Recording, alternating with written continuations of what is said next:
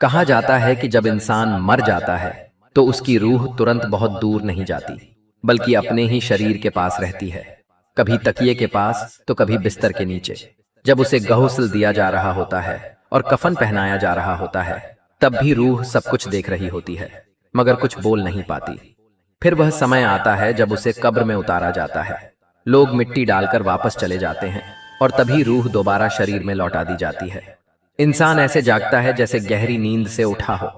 وہ 3 بار اٹھنے کی کوشش کرتا ہے لیکن ہر بار اس کا سر قبر کی دیواروں سے ٹکرا جاتا ہے۔ اسی پل اسے احساس ہوتا ہے کہ اب سب کچھ سامانیہ نہیں ہے۔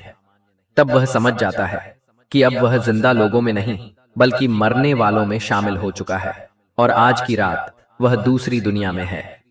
کچھ دیر بعد 2 فرشتے آتے ہیں جن کا نام منکر اور نکیر ہوتا ہے۔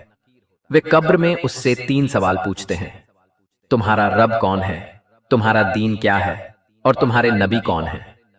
اگر وہ صحیح جواب دے دیتا ہے تو وہ کامیاب ہو جاتا ہے اور اگر زبان لڑکھڑا جاتی ہے تو ناکامی اس کا انتظار کرتی ہے۔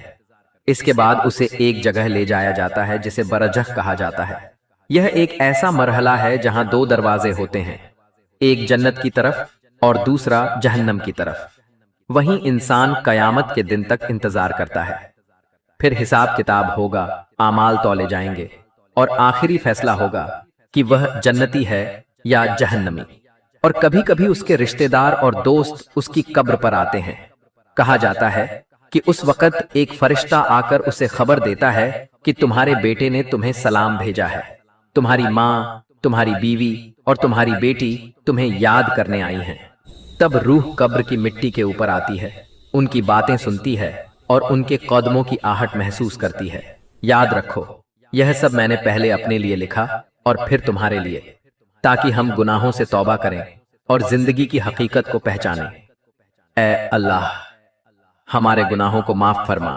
اگر یہ بات تم تک پہنچی ہے تو اسے کسی اور تک بھی پہنچا دینا، کیونکہ نبی کریم نے فرمایا ہے کہ میری طرف سے ایک آیت ہی صحیح لوگوں تک پہنچا دو۔ جزاک اللہ خیر۔